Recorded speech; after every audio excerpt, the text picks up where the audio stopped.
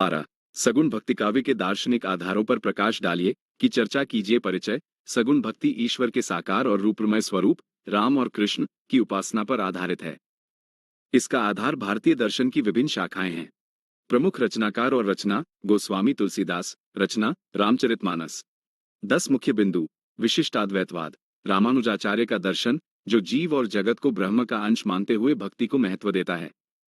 शुद्धाद्वैतवाद वल्लभाचार्य का दर्शन जिसने पुष्टिमार्ग ईश्वर की कृपा के माध्यम से कृष्ण भक्ति को लोकप्रिय बनाया। द्वैतवाद मध्वाचार्य का दर्शन जो ईश्वर और जीव के बीच सेवक स्वामी का संबंध मानता है। द्वैताद्वैतवाद निम्बाकाचार्य का मत जो भेद और अभेद दोनों को स्वीकार करते हुए राधा कृष्ण की युगल उपासना पर बल देता है। अवतारवाद यह विश्वास की धर्म की रक्षा के लिए ईश्वर मनुष्य रूप में जन्म लेते हैं। लीलावाद ईश्वर की क्रीड़ाओं और बाल लीलाओं को भक्ति का आलंबन और माध्यम बनाना। शरणागति भक्त का स्वयं को पूरी तरह भगवान के चरणों में समर्पित कर देने का भाव। सगुण निर्गुण एकत्व निर्गुण ब्रह्म को ही भक्तों के प्रेम के कारण सगुण रूप धारण करते हुए दिखाना। पुराणों का प्रभाव भागवत पुराण और रामायण को इन दार्शनिक मतों का मुख्य उपजीव्य ग्रंथ माना गया। संसार की सत्यता निर्गुण के विपरीत सगुण दार्शनिक संसार को मिथ्या नहीं बल्कि ईश्वर की रचना मानते हैं। संबंधित साहित्य अविगत गति कछु कहत न आवे। सूरदास। निष्कर्ष सगुण भक्ति के दार्शनिक आधारों ने अध्यात्म को मंदिरों और ग्रंथों से निकालकर लोक जीवन और मानवीय भावों तक पहुंचाया। प्रश्न 13 भक्ति काव्य की विशेषताएं सामान्य विशेषताएं बताइए का विवेचन कीजिए। परिचय। भक्तिकाल को हिंदी साहित्य का स्वर्ण युग कहा जाता है। इस काल का साहित्य लोक परलोक मानवता और साधना व्यवहार का अद्भुत समन्वय है। प्रमुख रचनाकार और रचना गोस्वामी तुलसीदास। रचना रामचरितमानस। 10 मुख्य बिंदु। भक्ति की प्रधानता ज्ञान और कर्म की तुलना में हृदय की सरल भक्ति और अनन्य प्रेम को मोक्ष का सर्वोपरि साधन माना गया। लोक मंगल की भावना साहित्य का उद्देश्य स्वार्थ न होकर समाज का कल्याण बहुजन सुखाय और नैतिक उत्थान था। गुरु का महत्व गुरु को अंधकार से प्रकाश की ओर ले जाने वाला एकमात्र ईश्वर प्रदत्त मार्गदर्शक माना गया। जाति पाति का विरोध भक्त संतों ने सामाजिक समानता का संदेश दिया और धार्मिक भेदभाव पर कड़ा प्रहार किया।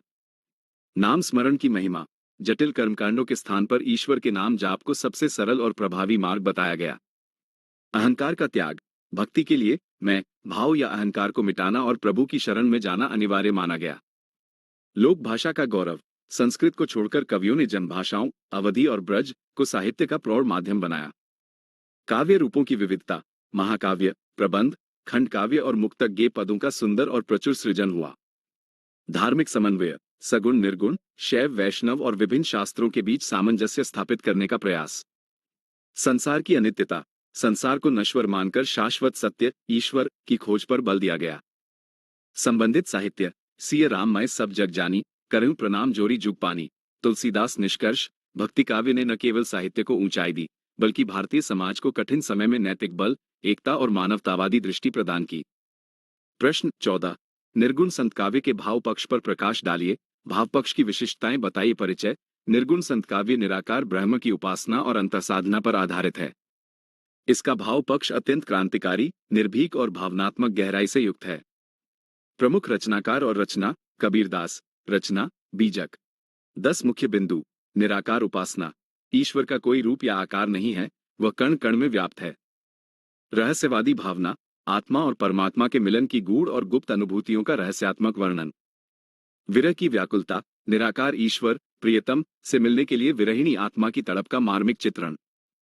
निर्भयता समाज की कुरीतियों पाखंडों और सत्ता के सामने निडर होकर सत्य बोलने का क्रांतिकारी साहस। प्रेम की अनिवार्यता शुष्क ज्ञान के स्थान पर ढाई आखर प्रेम को ही ईश्वर प्राप्ति का मुख्य आधार मानना। समानता का भाव ऊंच नीच छुआछूत और धार्मिक भेदभाव का पूर्ण निषेध मानवतावादी दृष्टिकोण। आत्मबोध ईश्वर को बाहर मंदिरों में ढूंढने के बजाय अपने भीतर खोजने का संदेश। करुणा और दया सभी प्राणियों के प्रति अहिंसा संवेदनशीलता और दया का भाव। सांसारिकता से विरक्ति मोह माया और संसार को क्षणभंगुर मानकर ईश्वर भक्ति की ओर प्रेरित करना। गुरु का महत्व ईश्वर से भी ऊंचा स्थान गुरु को दिया गया है क्योंकि वही मार्ग दिखाता है। संबंधित साहित्य मसी कागज छुयो नहीं कलम गहियो नहीं हाथ कबीर का ज्ञान आत्मानुभव पर आधारित था। निष्कर्ष निर्गुण संत काव्य का भाव पक्ष मनुष्य को रूढ़ियों से मुक्त कर सीधे ईश्वर प्रेम और मानवता से जोड़ता है। प्रश्न 15 रीति का अर्थ स्पष्ट करते हुए रीतिकालीन परिस्थितियों पर प्रकाश डालिए अथवा रीतिकालीन परिस्थितियों पर प्रकाश डालिए अथवा रीतिकालीन राजनीतिक और सांस्कृतिक परिस्थितियों की विवेचना कीजिए। परिचय। रीतिकाल हिंदी साहित्य का वह समय 17वीं से 19वीं शताब्दी है जब कवियों का ध्यान काव्य शास्त्रीय नियमों और कलात्मक प्रदर्शन पर अधिक रहा। रीति यहाँ पद्धति या शैली का पर्याय है। प्रमुख रचनाकार और रचना। केशवदास। रचना कविप्रिया, रसिक प्रिया। 10 मुख्य बिंदु। रीति का अर्थ। रीति का शाब्दिक अर्थ मार्ग या पद्धति है। साहित्य में इसका अर्थ काव्य लक्षणों, रस, अलंकार के अनुसार रचना करना है। राजनीतिक परिस्थिति। मुगलों का पतन शुरू हो गया था और छोटे छोटे विलासी सामंतों व राजाओं का उदय हुआ जो आपसी संघर्षों में लगे थे। सामाजिक परिस्थिति। समाज में घोर नैतिक पतन था। नारी को केवल उपभोग और सौंदर्य की वस्तु, कामिनी माना जाता था। सांस्कृतिक परिस्थिति। कलाओं, संगीत, चित्रकला का विकास तो हुआ, लेकिन वे केवल दरबारी प्रदर्शन और विलासिता तक सीमित रहीं। राज्याश्रय। कवि अपनी आजीविका के लिए राजाओं पर निर्भर थे, इसलिए उनकी अतिशयोक्तिपूर्ण प्रशंसा करना उनकी मजबूरी थी। प्रदर्शन की प्रवृत्ति। कवियों में पांडित्य, चमत्कार और अपनी काव्य विद्वत्ता दिखाने की होड़ थी। श्रृंगारिकता। विलासी दरबारी वातावरण के कारण श्रृंगार रस इस काल का मुख्य वर्णय विषय बना। धार्मिकता का ढोंग। राधा और कृष्ण को भक्ति के बजाय केवल विलास और मनोरंजन के पात्रों के रूप में चित्रित किया गया। ईरानी संस्कृति का प्रभाव। मुगलों के कारण दरबारी शिष्टाचार, वेशभूषा और कला पर फारसी, ईरानी संस्कृति का गहरा असर था। जनजीवन की उपेक्षा। साहित्य और कला केवल महलों तक सीमित थी। आम जनता अशिक्षित थी और उनके दुख दर्द से कवियों का सरोकार नहीं था। संबंधित साहित्य। आगे के सुकवि रीझे हैं तो कविताएं, न तो राधिका कन्हाई सुमिरन को बहानो है। निष्कर्ष। रीतिकालीन परिस्थितियां सामंती विलासिता और दरबारी वैभव की उपज थी, जिससे साहित्य अत्यधिक कलात्मक और श्रृंगारिक तो बना, परंतु लोक जीवन से दूर हो गया। प्रश्न 16। प्रमुख रीतिसिद्ध कवि तथा उनकी रचनाओं का परिचय दीजिए अथवा रीतिसिद्ध कवियों के वर्णय विषयों पर प्रकाश डालिए। उदाहरण सहित प्रकाश डालिए। परिचय। रीतिसिद्ध वे कवि हैं जिन्होंने काव्य शास्त्रीय लक्षण ग्रंथ तो नहीं लिखे, लेकिन उनकी रचनाओं में रीति, नियमों का पूर्ण पालन अपने आप सिद्ध हो गया है। प्रमुख रचनाकार और रचना। बिहारी लाल। रचना बिहारी सतसई। 10 मुख्य बिंदु। नियमों की जानकारी। ये कवि काव्य शास्त्र के पूर्ण ज्ञाता थे, पर इन्होंने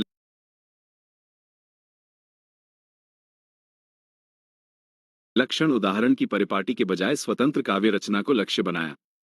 श्रृंगार की प्रधानता। नायक नायिका के सौंदर्य और प्रेम क्रीड़ाओं का अत्यंत सूक्ष्म, बारीक और सुंदर चित्रण। गागर में सागर। बिहारी ने दोहा जैसे छोटे छंद में व्यापक और गंभीर अर्थ भरने की अद्भुत कला का परिचय दिया। नायिका भेद। नायिकाओं की विभिन्न मुद्राओं, अवस्थाओं और शास्त्रीय भेदों का सूक्ष्म चित्रण। अलंकार प्रियता। उपमा, रूपक और विशेषकर अतिशयोक्ति अलंकारों का बहुत ही चमत्कारिक प्रयोग। नखशिख वर्णन। नायिका के शरीर के अंगों के सौंदर्य का पैर से लेकर सिर तक विस्तारपूर्वक वर्णन। नीति और ज्ञान। प्रेम के साथ साथ जीवन के अनुभवों और व्यवहारिक नीतिपरक ज्ञान के दोहे। भक्ति भावना। श्रृंगार के बीच कहीं कहीं राधा कृष्ण के प्रति सच्ची श्रद्धा और भक्ति के पद। ब्रजभाषा का वैभव। अत्यंत परिष्कृत, सजीव, मधुर और मुहावरेदार ब्रजभाषा का प्रयोग। राज प्रशस्ति। अपने आश्रयदाताओं जैसे राजा जयसिंह की वीरता और वैभव का गान। संबंधित साहित्य। सतसैया के दोहरे, जो नाविक के तीर। देखन में छोटे लगे, घाव करें गंभीर। निष्कर्ष। रीतिसिद्ध कवियों ने काव्य शास्त्रीय मर्यादा को अपनी प्रतिभा और कलात्मक संतुलन के साथ जोड़कर हिंदी साहित्य को उत्कृष्ट कृतियां प्रदान की। प्रश्न 17। आदिकाल के नामकरण की समस्या पर विचार कीजिए। परिचय। हिंदी साहित्य के प्रारंभिक काल का नामकरण विद्वानों के बीच सबसे अधिक विवादास्पद रहा है क्योंकि विभिन्न इतिहासकारों ने इसे अपनी दृष्टि से देखा है। प्रमुख विद्वान आचार्य रामचंद्र शुक्ल और हजारी प्रसाद द्विवेदी। 10 मुख्य बिंदु। चारण काल। जॉर्ज ग्रियर्सन ने राजाओं की स्तुति करने वाले चारण कवियों के आधार पर यह नाम दिया। वीरगाथा काल। आचार्य शुक्ल ने 12 महत्वपूर्ण ग्रंथों की वीरतापूर्ण प्रवृत्ति के आधार पर यह नामकरण किया। आदिकाल। हजारी प्रसाद द्विवेदी ने इसे भाषाई और साहित्यिक शुरुआत का काल मानते हुए आदिकाल कहा, जो अब सर्वमान्य है। सिद्ध सामंत काल। राहुल सांकृत्यायन ने सिद्धों की रचनाओं और सामंतों की प्रेरणा को आधार माना। संधिकाल एवं चारण काल। डॉक्टर रामकुमार वर्मा ने इसे 2 खंडों में विभाजित किया। बीजवपन काल। महावीर प्रसाद द्विवेदी ने इसे साहित्य के अंकुरित होने का समय बताया। प्रामाणिकता का संकट। जिन ग्रंथों जैसे पृथ्वीराज रासो के आधार पर वीरगाथा नाम दिया गया, उनकी प्रामाणिकता पर प्रश्न चिन्ह लगे। विविध प्रवृत्तियां। इस काल में केवल वीरता नहीं, बल्कि धार्मिक और श्रृंगारिक साहित्य भी प्रचुर मात्रा में मिलता है। धार्मिक साहित्य की उपेक्षा वीरगाथा नाम देने से सिद्ध, नाथ और जैन साहित्य गौण हो जाता था। व्यापकता आदिकाल नाम किसी एक प्रवृत्ति के बजाय पूरे युग की व्यापकता और विविधता को समेटने में सक्षम है। संबंधित साहित्य भल्ला हुआ जो मारिया, बहिनी महारा कंतु, यह उस समय की वीर और प्रेम चेतना का प्रतीक है। निष्कर्ष यद्यपि आदिकाल को चारण काल, सिद्ध सामंत काल जैसे विभिन्न नामों से पुकारा गया, परंतु आदिकाल नाम ही इसकी साहित्यिक विविधता के लिए सबसे उपयुक्त सिद्ध हुआ है। प्रश्न 18 निर्गुण काव्यधारा के अभिव्यंजना पक्ष का उदाहरण सहित विवेचन कीजिए अथवा निर्गुण संत काव्य के अभिव्यंजना पक्ष की विशेषताएं बताइए। परिचय निर्गुण काव्यधारा संत और सूफी का अभिव्यंजना पक्ष उनकी विशिष्ट शैली, प्रतीकों और जटिल दर्शन को सरल भाषा में व्यक्त करने की क्षमता के कारण बहुत सशक्त है। प्रमुख रचनाकार और रचना कबीरदास। रचना बीजक। 10 मुख्य बिंदु सदुक्कड़ी भाषा। संतों ने लोक भाषाओं राजस्थानी, पंजाबी, ब्रज के मिश्रण से एक नई व्यवहारिक सदुक्कड़ी शैली विकसित की। प्रतीकात्मकता अध्यात्म को समझाने के लिए चरखा, ताना बाना और कुम्हार जैसे दैनिक जीवन के प्रतीकों का सुंदर प्रयोग। उल्ट बांसियां असाधारण और विरोधाभासी कथनों के माध्यम से गूढ़ रहस्यों का प्रकटीकरण किया गया।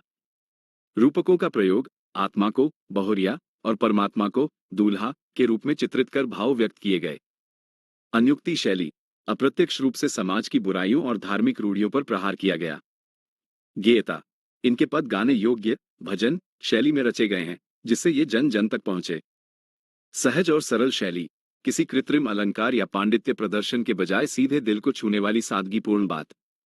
व्यंग्यात्मकता कबीर के यहाँ समाज के पाखंडों और आडंबरों पर अत्यंत तीखा और सीधा व्यंग्य मिलता है।